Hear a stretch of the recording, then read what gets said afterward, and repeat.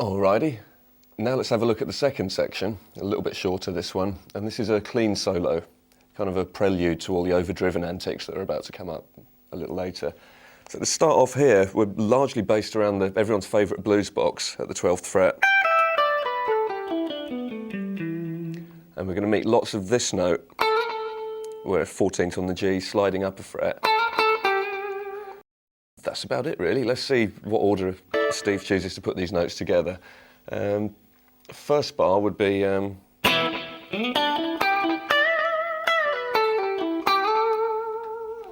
so what we're doing there is picking the A string at the 12th fret and hammering on at the 14th.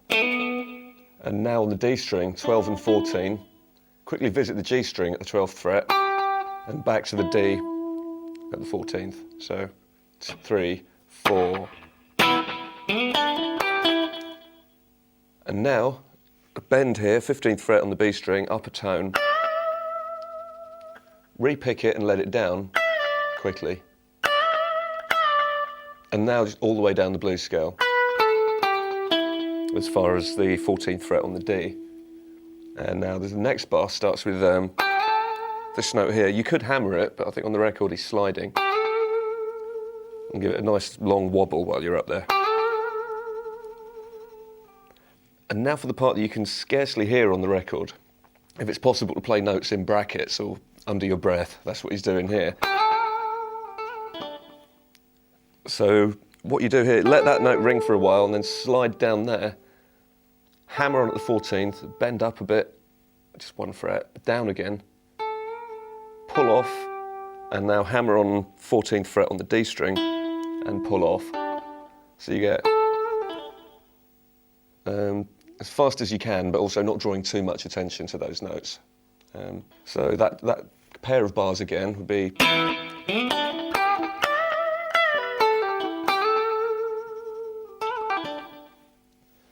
All right, next bar.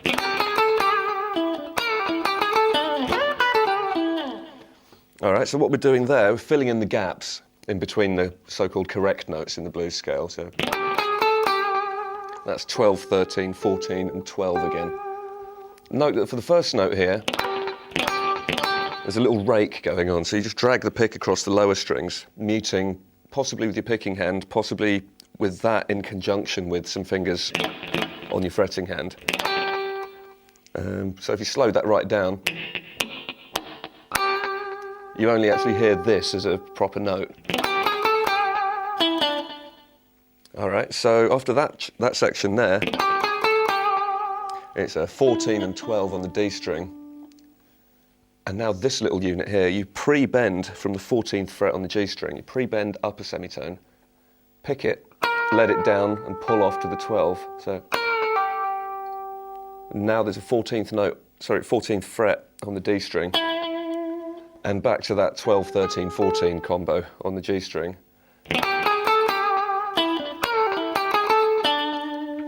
And you end that little phrase on a 12th fret on the D string. And finally, so that one there, you slide up to the 15th fret on the B, cut it off, and then down these three, 12 on the B, 14 on the G, 12 on the G. All right, so next bar.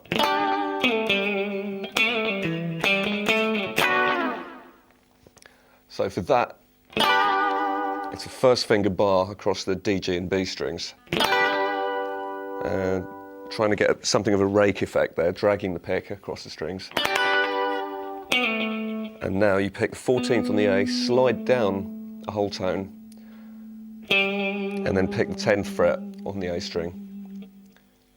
Okay, to round this bar off, you then go back to the 12th fret on the A string, but this time it's your third finger. Give it a nice convincing wobble. It's quite a wide vibrato here on the record. And then 10th on the A, 12 on the low E, and then 10, 11, 12 on the A again. Ending with another chordal stab, this time that's barring here at the 7th fret on the 3 high strings, and using your third finger to fret the 9th fret on the D string. So that pair of bars again, 3 and 4 and...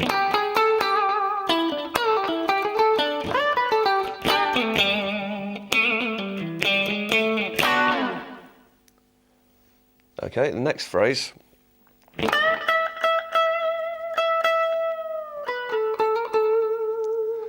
So what we're doing here on beat 2 is bending this up, 15th fret on the B string, bend up a tone and then hold it there. Pick it 3 times, cutting it off. And the key there is to bring your pick back onto the string before you need to pick the next note. So you get 3 short ones and then one with a bit more vibrato, a bit more sustained. And then finally let it down. So the next bar would start with pull off to the 12th fret on the B and then 14th fret on the G string, repick it, slide up a fret, told you that note would crop up, and now back there to the 14th. So that pair of bars would sound like 3 and 4 and...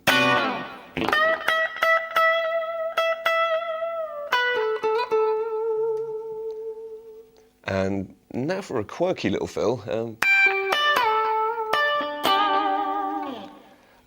I think your best bet here is to hold down this chord shape.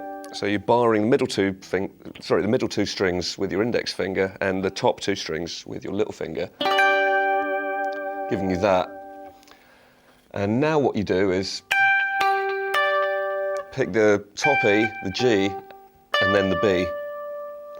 And at this point, your 3rd finger creeps in, manages to get to the 14th fret and pre-bend it up a tone before you get to pick it. So that whole unit would sound like...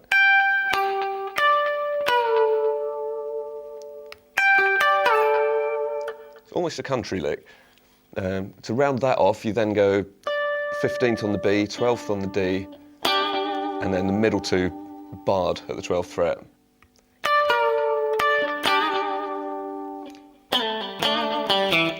And to round it off, this slide, technically from the 9th fret, but I don't think it matters too much so long as you land on the 7th fret. And then that bar there, shake it a little bit. And to greet that chord, we have a 5th fret on the D and then 5th fret on the A. And now come up. And that's everybody's favourite power chord again, just E5. So that whole chunk, one more time for luck, would be 3 and 4 and...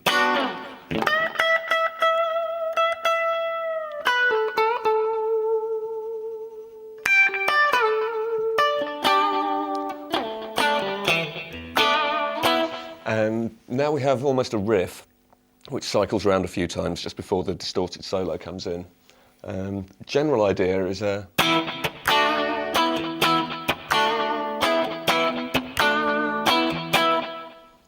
Alright, so you start off with that power chord, the A, D and G strings, and then go to a 1st finger bar at the 7th fret. This is the D, G and B this time, so... And back to all of the power chord except for the A string. And then you just play that one a little more quietly. So the whole thing loops around 3 times and then there's a fill. So.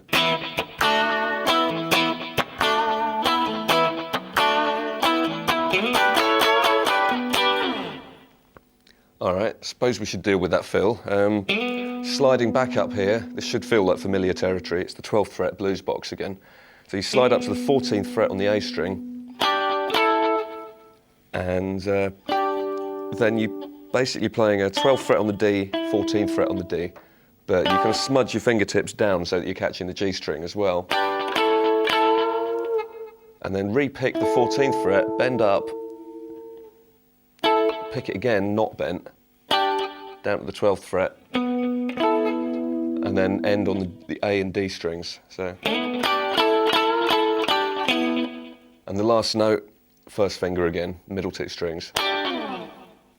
Slide off. So with a little bit of the bar leading up to that, you'd you'd have this.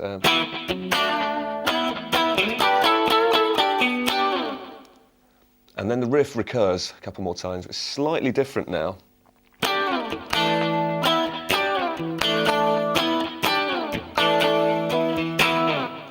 So the main difference there is instead of the first chord in each pattern is actually this now.